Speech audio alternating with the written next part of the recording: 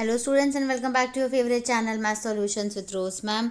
आज की क्लास में हम करेंगे कक्षा 10वीं की विषय गणित की कार्यपत्रक नंबर 45, जिसका आज का हमारा टॉपिक है द्विघात समीकरणों के हल, जिसके अंतर्गत हम गुणनखंड विधि के बारे में आज चर्चा करेंगे और इसके बारे में हम वर्कशीट कंप्लीट करेंगे। तो चलिए बच्चों, वर्कशीट को शुरू करने से पहले आप सभी चैनल को सब्सक्राइब कर दीजिए। पहला पॉइंट है, एक द्विघात बहुपद में दो शून्यक होते हैं, इसकी उच्चतम घात 2 होती है। दूसरा, इसी प्रकार एक द्विघात समीकरण के भी दो मूल या दो हल होते हैं। तीसरा, एक वास्तविक संख्या अल्फा बोल सकते हैं इसको, किसी द्विघात समीकरण का मूल होती है, जहां x बराबर अल्फा ax² + bx + c बराबर 0 का हल कहलाते हैं। ठीक है। इसके बाद है गुणनखंड करना, a गुणा c के परिणाम प्राप्त करना होता है और मध्य पद b को तोड़ना होता है। तो चलिए यहाँ पे पहले एक आपको उदाहरण दिया हुआ है, उदाहरण देखें और रिक्त स्थान को भरें।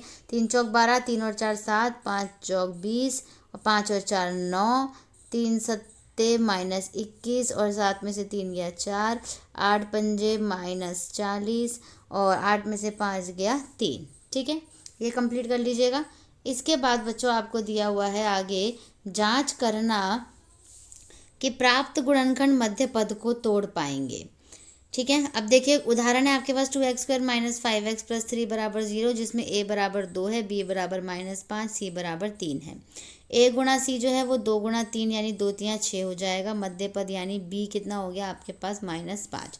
सोचिए 6 के कौन से गुणनखंड मध्य पद -5 को तोड़ पाएंगे। हाँ, आप सही हैं, ये है -2 और -3। देखिए 6 का, देखिए 6 एकम 6 होता है, 2 तियाँ 6 होता है, लेकिन माइनस में लिखेंगे तो -2 और -3 जो है वो तोड़ पाएंगे इसको। ठीक है। इसके बाद एक और रिक्त स्थान दिए हैं, इसको पूरा करते हैं, पूरा करिए और समझिए। 6 एकम 6, 6 और 1 7, 2 तियाँ 6, 2 और 3 5, -2 और -3 हो गए 6 हो गए, और इन दोनों को करेंगे तो -2 और -3 को तो -6 हो जाएगा। ठीक है बच्चों, अब आगे सॉल्व करते हैं इसको। आगे देखिए यहाँ पे दिया हुआ है 2x² - 5x + 3 बराबर 0। तो ये 5x को हमने लिख दिया -2 और -3x। ठीक है, मध्य पद को तोड़ रहे हैं हम। इसके बाद हम क्या करेंगे, इन दोनों को अलग रखेंगे, एक कॉमन निकालेंगे 2x, और इन दोनों में से कॉमन निकालेंगे -3 निकालेंगे, तो यहाँ पर माइनस बन जाएगा बच्चों। ठीक है, ये माइनस आ जाएगा, ये दोनों सेम हो गए। ठीक है, तो एक जगह यहाँ पे ये लिख दीजिए, गलत दिया हुआ था, ये माइनस आएगा इधर, और ये हो गया 2x - 3। 2x - 3 बराबर 0 हो गया, x - 1 बराबर 0। यहाँ से इसको हम आगे भी सॉल्व कर सकते हैं। 2x - 3 बराबर 0 है, तो 2x बराबर 3 हो गया +3, और x बराबर 3/2 हो गया।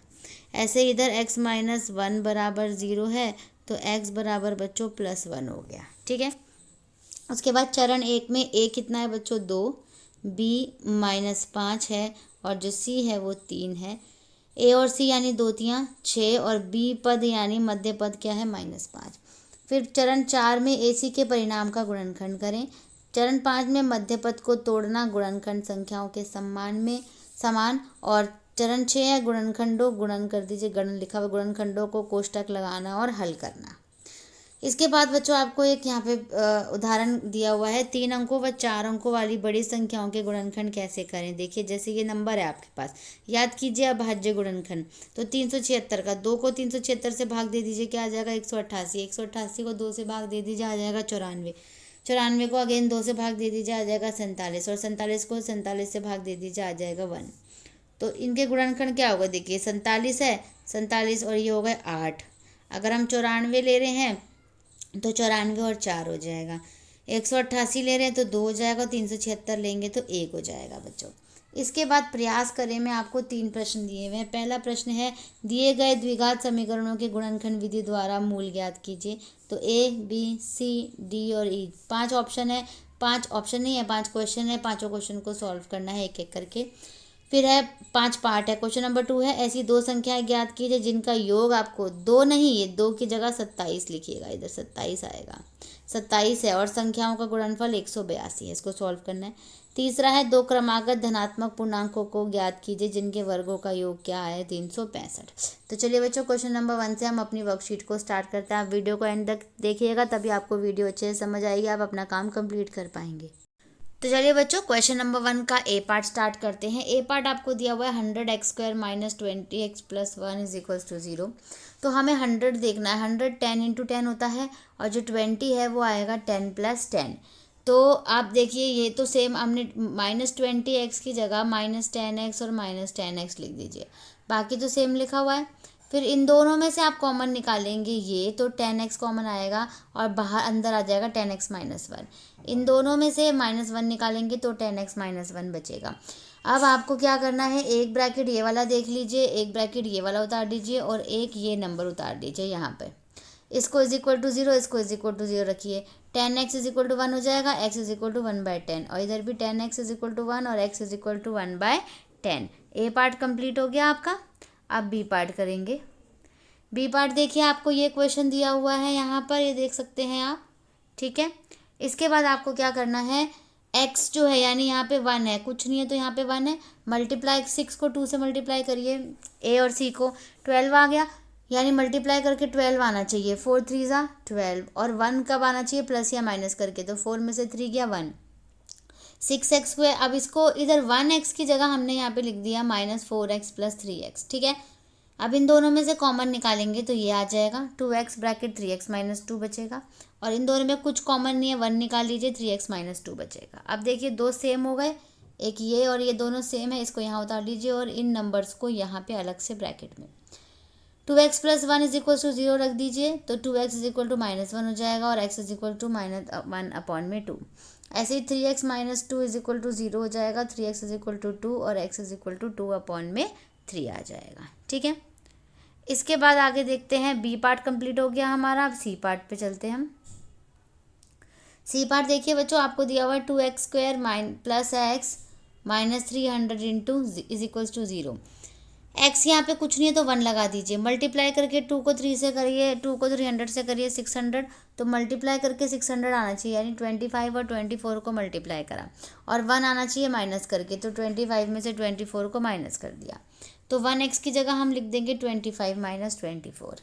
अब इन दोनों में से कॉमन निकाल लीजिए, कुछ नहीं निकलेगा, x निकालिए बस, और इन दोनों में से 12 कॉमन निकालिए तो 2x प्लस 25 बच जाएगा। अब देखिए सेम कौन से हैं ये दोनों, तो यहाँ पे लिख दीजिए इसको और ये दोनों को यहाँ पे अलग से लिख दीजिए। तो x minus 12 is equal to 0, x is equal to 12 हो गया। ऐसे ही 2x plus 25 is equal to 0, 2x is equal to -25 हो गया और x इज इक्वल टू -25/2 हो गया, ठीक है।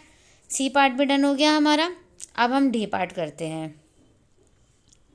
अब डी पार्ट में देखिए बच्चों आपको दिया हुआ है x माइनस 5 का square minus 25 is equals to 0, ठीक है।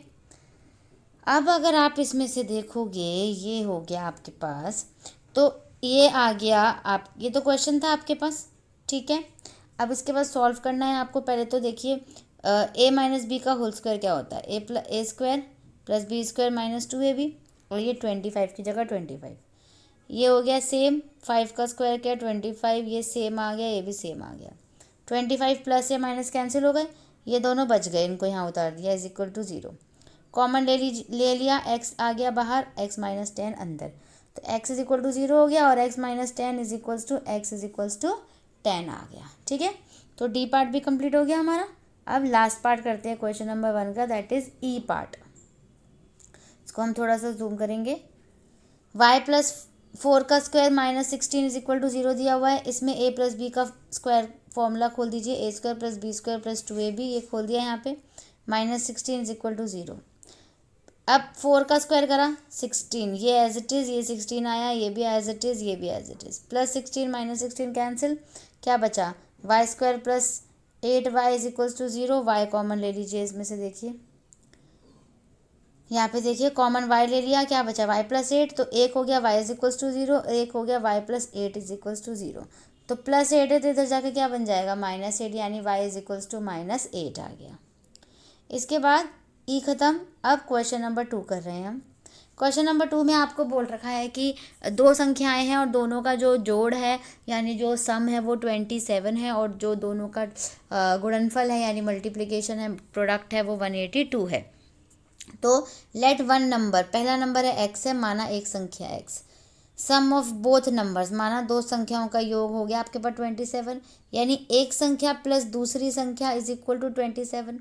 तो अगर हमें दूसरी संख्या पता नहीं है तो दूसरी संख्या कैसे निकालेंगे, 27 माइनस एक्स हो जाएगा ना। इसके बाद यहाँ से आगे देखिए, आप दोनों संख्याओं का प्रोडक्ट देखिए, दोनों संख्याओं का गुणनफल और प्रोडक्ट ऑफ बोथ नंबर्स 182, यानी ये पहली संख्या ये दूसरी संख्या, इन दोनों का गुणा निकाल रहे हैं हम 182।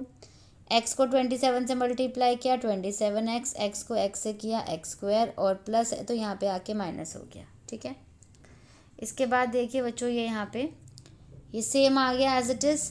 अब 27 को हमने 13 और 14 माइनस माइनस में लिख दिया, क्योंकि -13 और -14 क्या होते हैं, -27, और 13 और 14 को मल्टीप्लाई करेंगे तो क्या आएगा 182, यानी 182। इन दोनों में से कॉमन लिया x तो x माइनस 13 बच गया, इन दोनों में से भी 14 कॉमन लिया x माइनस 13 बच गया। इसके बाद दोनों सेम है, यहाँ उतार लीजिए और ये दोनों नंबर्स को एक साथ, यानी x माइनस 14 बराबर 0 तो x बराबर 14, x माइनस 13 बराबर 0 तो x बराबर 13 आ गया। तो क्वेश्चन नंबर 2 भी आपका कंप्लीट, ठीक है। अब हम क्वेश्चन नंबर 3 कर रहे हैं। क्वेश्चन नंबर 3 देखिए बच्चों क्या दिया हुआ है, एक संख्या मान लीजिए x दे रखी है, क्योंकि आपको बोला है ना दो क्रमागत संख्याओं के वर्गों का जोड़ जो है वो दे रखा है 365। तो पहले हमें एक नंबर मान लिया हमने x, और दूसरी संख्या जो क्रमागत है यानी कॉन्जिक्यूटिव है वो हमने मान ली x प्लस 1। अब दोनों का जोड़, लेकिन दोनों का जोड़ कब होगा, जब उनका जो है वर्ग होंगे। तो इसका वर्ग कर दीजिए स्क्वायर, इसका भी स्क्वायर कर दीजिए, बराबर 365। एक्स का स्क्वायर किया एक्स स्क्वायर, इन दोनों का फॉर्मूला खोल दिया a square plus B square plus 2ab। ये प्लस है तो यहाँ पे आके ये माइनस में हो गया।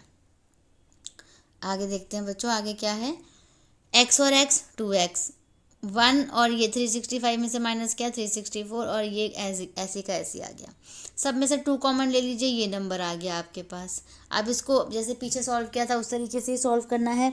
14 और 13 ले लीजिए, 14 और 13, 14 में से 13 गया 1 और मल्टीप्लाई करेंगे तो 182 आएगा। इन दोनों में कॉमन लोगे तो ये आ जाएगा x प्लस 14, इन दोनों में क्या कॉमन लोगे 13, तो x प्लस 14 आ जाएगा, यानी ये दोनों सेम हो गए, ये यहाँ लिख दिए हमने, और इन दोनों को हमने कहाँ लिख दिया, यहाँ पे।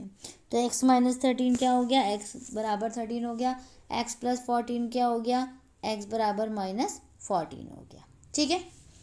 तो बच्चों इसी के साथ आपकी आज की वर्कशीट जो है वो यहीं पे डन होती है।